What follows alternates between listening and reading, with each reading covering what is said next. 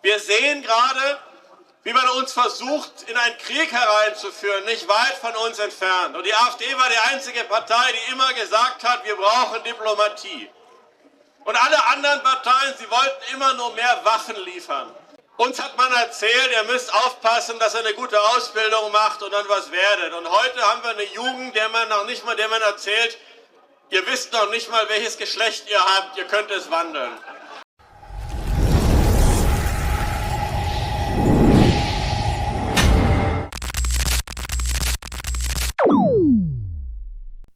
Hey Leute, schön, dass ihr wieder dabei seid. Es reicht. Maximilian Krah nimmt den Klimawahnsinn auseinander. Und zwar mit einer Klarheit, die man sonst nirgendwo hört. Während die Regierung unsere Wirtschaft abwirkt, Jobs vernichtet und uns das Leben immer teurer macht, packt Krah die Wahrheit auf den Tisch. Warum Deutschland sich mit der Klimapolitik selbst zerstört und warum die CDU mit ihrer Brandmauer endgültig gescheitert ist, all das erfahrt ihr in diesem Video.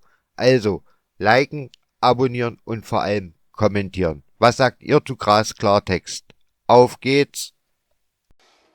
Liebe Freunde hier in Mittweida, ich freue mich über diesen vollen Marktplatz und es zeigt, es geht etwas los in Sachsen. Wir haben zwar noch da drüben ein paar, die immer noch nicht begreifen, was notwendig ist, aber das soll uns ja nicht davon abhalten, für unsere Heimat und unsere Zukunft anzutreten. Wir wissen ganz genau, wenn wir jetzt nicht aufwachen und wenn wir jetzt nicht die Politik ändern, dann wird das, was wir übernommen haben und was wir so schätzen an Sachsen und Deutschland, kaputt gehen. Sie werden uns die Industrie kaputt machen, und zwar auch den Teil, der die 1990er Jahre überlebt hat. Es gibt mit Green Deal und Verbrennerverbot eben keine Autozuliefererindustrie mehr. Es gibt mit Green Deal keine Energiewirtschaft mehr in der Lausitz. Aber wo sollen dann die jungen Leute ihre Arbeitsplätze finden, wenn hier alles kaputt ist und nichts mehr produziert wird? Wir sehen gerade, wie man uns versucht, in einen Krieg hereinzuführen, nicht weit von uns entfernt. Und die AfD war die einzige Partei, die immer gesagt hat, wir brauchen Diplomatie.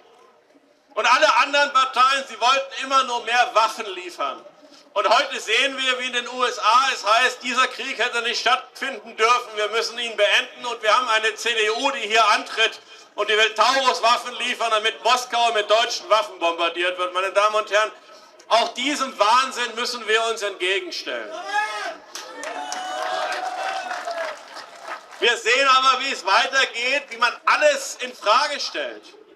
Und das ist ja, wenn wir hier die Älteren sehen, so wie mich, uns hat man erzählt, ihr müsst aufpassen, dass ihr eine gute Ausbildung macht und dann was werdet. Und heute haben wir eine Jugend, der man erzählt, ihr wisst noch nicht mal, welches Geschlecht ihr habt, ihr könnt es wandeln.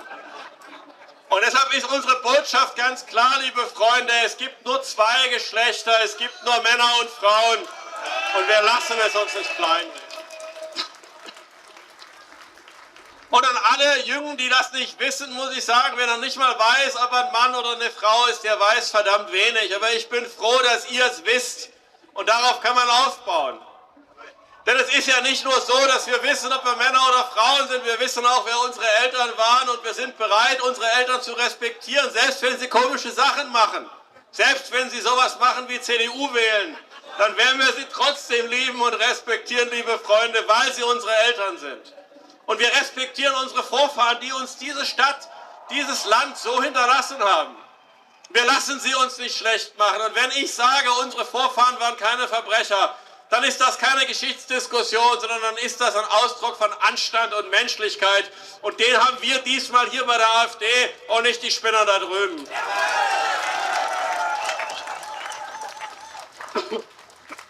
Wir lassen uns unsere Heimat nicht nehmen, meine Freunde. Ich weiß, dass die meisten von uns nicht reich sind. Wir sind kein reiches Land. Das ist eine Lüge. Wir haben niedrige Löhne, wenig Vermögen. Aber wir sind reich wegen dem, was wir ererbt haben als Sachsen und Deutsche. Wir sind reich deshalb, weil das, was wir hier sehen, uns gehört. Wir sind reich über unsere Sprache, unsere Märchen, unsere Literatur und unsere Kultur. Das ist unser Reichtum. Und mit diesem Reichtum können wir in der Zukunft etwas anfangen, aber nicht, wenn wir ihn uns kleinreden lassen. Wenn wir zulassen, dass in den Schulen unsere Geschichte nicht mehr unterrichtet wird und wenn man erklärt, unsere Vaterland, unsere Sprache, unsere Familien, alles sei nur konstruiert. Aber wenn wir wissen, was wir da für einen Schatz haben, als Deutsche, als Sachsen, mit der Geschichte, mit der Tradition, dann wissen wir auch, dass wir in einer Zukunft, die hart wird, bestehen können. Aus der Kraft, die wir selbst haben. Und deshalb ist meine Botschaft an alle, ob jung oder alt, liebt euch selbst. Lasst euch nicht den Respekt vor euch selbst wegnehmen. Fordert ihn ein, dass Politiker, die ihr bezahlt, euch respektieren und euch achten. Und wehrt euch dagegen, dass ihr hier vergessen und ausgelacht werdet von den ganzen Typen in Berlin, liebe Freunde. Wir sind hier das Volk und nicht das ganze bunt und vielfältig, was da bejubelt wird. Wir bestehen auf unserem Respekt und wir setzen ihn durch, mindestens an der Wahlurne. Denn das ist ja die große Frage, dass wir wissen, wer wir sind und dass wir stolz darauf sein dürfen. Alle großen Probleme in der Politik haben doch was damit zu tun, dass man aus unserem Land, weiß ich was, machen will, ein Siedlungsgebiet. Dass jeder hier weniger sein soll als jemand, der eigentlich gar nicht hier sein dürfte. Und dagegen wehren wir uns. Und wir sehen es übrigens, ich habe unlängst mit dem Grünen auf dem Podium gesessen. Der grüne Gegenkandidat, der war Platz 2 bei der letzten Wahl. Jetzt ist er Platz 4, weil er einen Migranten Platz machen musste. So ist das halt in Ländern, wo der Migrant mehr wert ist als der Einheimische. Bei den Grünen gönne ich's. Aber euch möchte ich davor bewahren. Ihr seid hier das Maß der Dinge und ihr müsst darauf achten, dass euch Politiker respektieren und sich für eure Sachen einsetzen und nicht meinen, sie müssten die ganze Welt retten mit eurem Geld und euch dafür noch auslachen. Wir müssen mit dem, was wir sind, dieses Land wieder vom Kopf auf die Füße stellen. Und das wird nur mit der AfD gelingen. Und wenn wir das wissen, liebe Freunde, dann ist doch auch klar, worum es uns geht. Das Erste ist, wir müssen die Grenzen zukriegen. Wir können es nicht hinnehmen, dass immer noch pro Jahr 300.000, 400.000 Leute hier hereinkommen, ganz überwiegend in die Sozialsysteme. Wenn wir nicht die Grenzen dicht kriegen und den weiteren Zustrom begrenzen, wird es hier immer schwerer und es wird Gegenden geben, die wir verlieren. Und deshalb ist die erste Forderung sofort grenzendicht. Das geht nur mit der AfD. Die Linken, die Grünen und die Roten, sie wollen es nicht und die CDU hat im Bundestag bewiesen, sie kann es nicht. Wir wollen es, wir können es, wir machen es. Wir wollen aber nicht nur die Grenzen zumachen, wir wollen die Politik daran hindern, weiter zu zerstören, was hier die Wirtschaft am Laufen hält. Wenn mittlerweile die Vereinigten Staaten aus dem Pariser Klimaabkommen austreten und damit sich einen Wettbewerbsvorteil verschaffen, dann können wir nicht unsere CO2-Preise weiter erhöhen, wie am 31. Januar geschehen. Es kann doch nicht sein, dass Deutschland sich selbst ruiniert, die Wirtschaft abschafft, die Heizkosten in die Luft, durch die Decke gehen, für nichts, sondern wir müssen wissen, das Klima wandelt sich, aber ein zuverlässiges, ein innovatives, ein wirtschaftsstarkes Volk kann sich darauf einstellen. Aber keines, das am Ende keine Autos mehr hat, keine Technik mehr hat, keine Industrie mehr hat, kein Fleisch mehr isst, sondern sich von irgendwelchen Mehlwürmern ernährt, liebe Freunde. Wir wollen uns nicht dem Klimawahn beugen und uns alles wegnehmen lassen, was hier aufgebaut ist und worauf wir stolz sind. Und deshalb sind wir die Einzigen, die damit zu sorgen, dass das endet. Aber es geht auch um mehr. Wir wollen in die Zukunft schauen. Die Zukunft hat viele Herausforderungen, von denen ja diese Leute in Berlin keine Ahnung haben. Die künstliche Intelligenz wird in den nächsten 5 bis 10 Jahren einmal den Arbeitsmarkt umflügen. Das ist im Übrigen auch der Grund, weshalb wir keine Fachkräfte einwandern lassen, sondern gucken müssen, dass wir die Fachkräfte, die von diesem Wandel betroffen sind, in Lohn und Brot halten. Wir wissen, dass sich die Welt ändert, weil plötzlich Länder, die wir bislang gar nicht ernst genommen haben in der Vergangenheit, wichtig werden.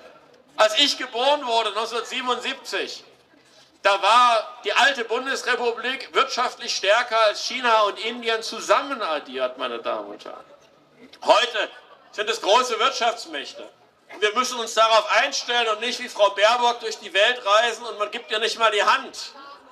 Sondern da, wo wir kommen, wollen wir auf Augenhöhe reden und uns gegenseitig Respekt versichern. Die Zeiten, wo Europäer in der ganzen Welt gesagt haben, was zu tun und zu lassen ist, sie sind vorbei. Und deshalb ist es auch nicht unsere Aufgabe als Europäer zu entscheiden, wie man in Afghanistan, in Saudi-Arabien oder in Brasilien lebt. Es sind nicht unsere Länder. Kümmern wir uns endlich um Deutschland und nicht um die ganze Welt.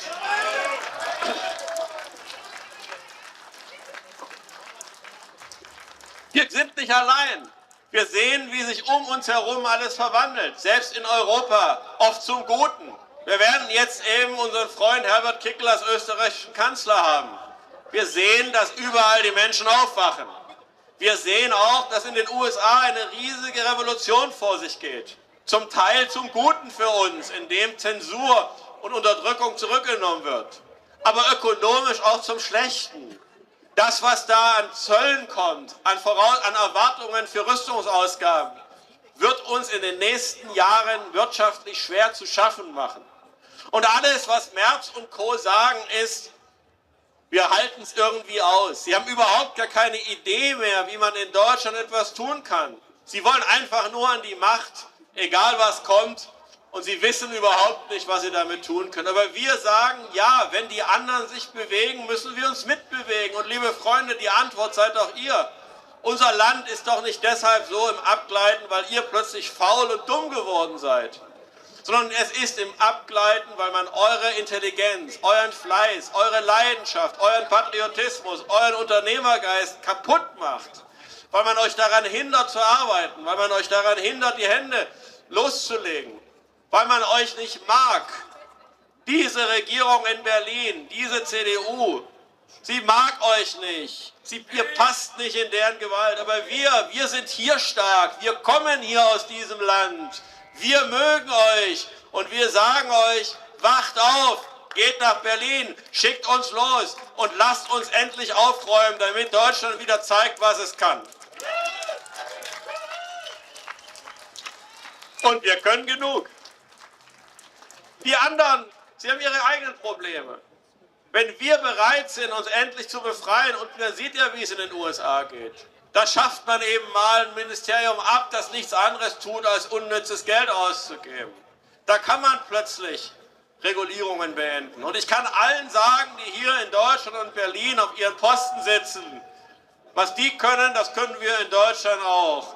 Kein Politiker und kein linker Beamter soll sich sicher sein. Die Demokratie ist so stark, dass sie Veränderungen schaffen kann.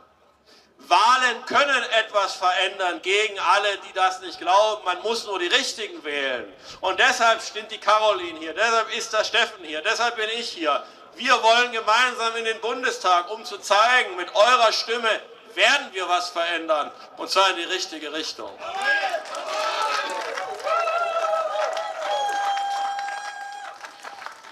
Und deshalb dürfen wir uns nicht unterkriegen lassen. Ich freue mich ja, dass es einen positiven Effekt gibt, nämlich dass wir alle wieder politischer geworden sind.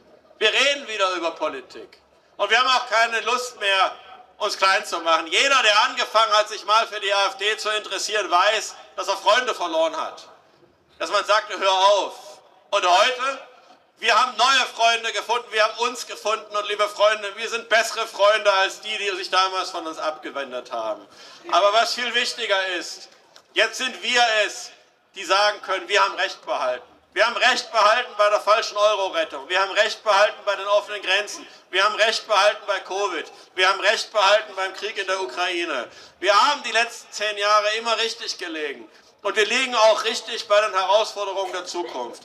Es geht eben nur, wenn wir wieder anpacken. Es geht nur, wenn wir Schluss machen mit dem Klimawandel. Es geht mit dem Klimawandel. Es geht nur, wenn wir die Grenzen schließen. Es geht nur, wenn wir mutig sind für neue Technologien. Es geht nur, wenn wir aufhören, dass mittlerweile auf einen Azubi 2 Studenten kommen, die kein Mensch braucht. Es geht nur mit ehrlicher Arbeit. Es geht nur, wenn wir uns zurückbesinnen auf die Tugenden, die Deutschland immer groß gemacht haben. Auf Leidenschaft, auf Treue, auf Zuverlässigkeit, auf Fleiß, auf Innovation und auf Mut. Das, was wir haben und das, was man uns schlecht reden will. Und das werden wir zum Sieg verhelfen. Schritt für Schritt. Jetzt sind wir zweitstärkste Kraft, bald sind wir stärkste Kraft. Jetzt liegen wir in den Umfragen in Sachsen bei 36%, aber lieber Michael Kretschmer, die letzten 14% holen wir auch noch und dann ist Schluss für dich.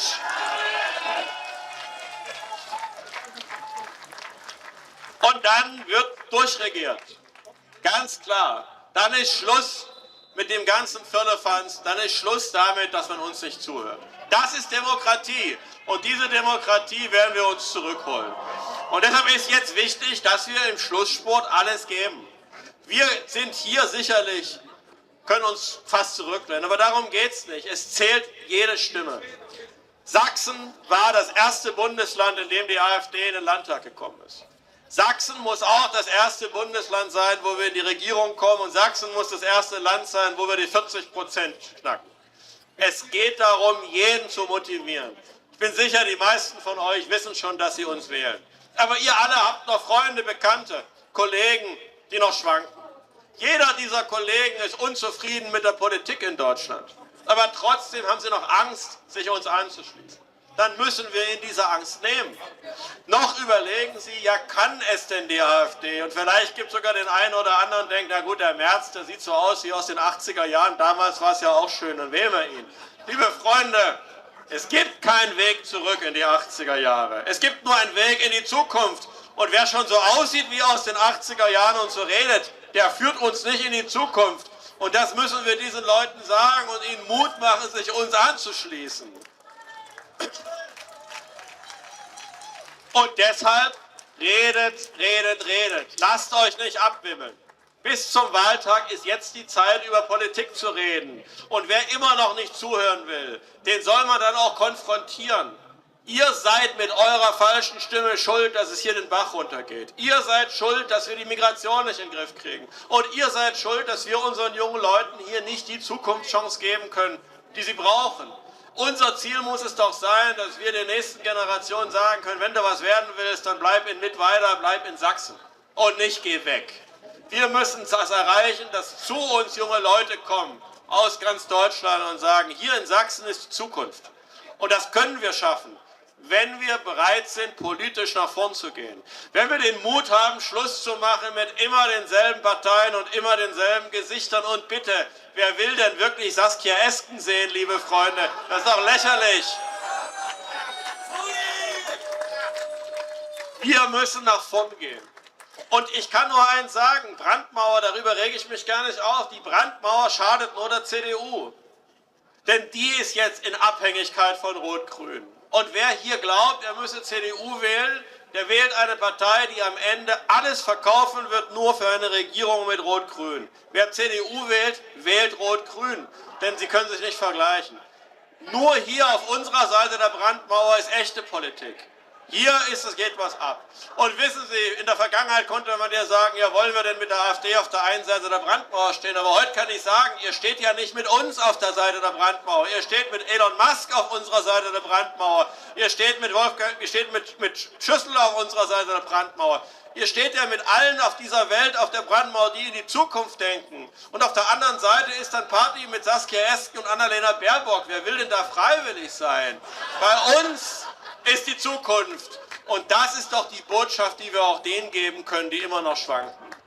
Wir sind nicht wenige. Und wir sind mehr. Wir sind ja jetzt schon mehr als die Spinner da drüben. Aber wir sind auch mehr als die ganzen Leute, die uns in Deutschland immer noch was erzählen wollen von gesichert rechtsextrem und wie es alles heißt. Wir sind mehr, weil mittlerweile doch die ganze Welt, die sich für Deutschland interessiert, sagt, nur die AfD kann Deutschland retten. Das sagen die Amerikaner, das sagen die Russen, das sagen die Österreicher und das sagen die Chinesen. Wer sagt es denn eigentlich nicht? Jeder, der ehrlich ist, weiß, dieses Land geht den Bach runter durch eine völlig unfähige, verantwortungslose Clique, die in Berlin sich den Staat zur Beute gemacht hat. Und die Opposition kann es retten. Wir können es retten, liebe Freunde. Und deshalb appelliere ich an euren Patriotismus, an euer Ehrgefühl, daran, dass ihr wisst, ihr dürft nicht diejenigen sein, die dieses Land einmal geerbt haben und am Ende eine Katastrophe abgeben. Wir wollen nicht Hans im Glück sein, die eine Goldkugel geerbt haben. Und wenn ihr nicht, guckt euch diese Häuser an, das ist das Gold, das wir übernommen haben von unseren Vorfahren. Schaut, fahrt durch Sachsen. Und das wollen wir den Linken überlassen? Oder das wollen wir zum Siedlungsgebiet machen? Das wollen wir aufgeben? Nein! Unser Erbe ist unsere Verantwortung. Und jeder ist dazu aufgefordert. Niemand kann sagen, der andere war es. Niemand kann sagen, die Politiker waren es. Jeder ist ein Hüter dieser Heimat, die unsere Heimat ist und unsere Verpflichtung. Das sich deutlich zu machen und dafür einzustehen, zu erkennen, was es heißt, Deutscher zu sein, dass es ein Privileg ist, das man auch bewahren und sich verdienen muss. Das ist die Mission, für die wir stehen. Und das Feuer geben wir jetzt an die nächste Generation weiter, die wir ja auch schon gewonnen haben. Und in dem Glauben, liebe Freunde, geben wir nicht auf, sondern wir wissen, mit uns gibt es ein Land, das seine Grenzen schützt und sich selbst verteidigt, das in Frieden mit seinen Nachbarn und der Welt lebt und dessen Produkte weltweit geschätzt sind, das deshalb gut bezahlte Arbeitsplätze schafft, wo man lebt und wo man weiß, wo man hingehört. Ein Ort, wo man von den Politikern respektiert wird und die man auch abwählt, wenn sie Unsinn bauen. Ein Land, zu dem die ganze Welt schaut und wo sie sich abguckt, wie man es richtig macht. Das war Deutschland einmal. Das wird Deutschland einmal wieder sein. Mit unserer aller Stimme, mit unserer Leidenschaft und mit unserem festen Glauben an uns selbst. Vielen lieben Dank.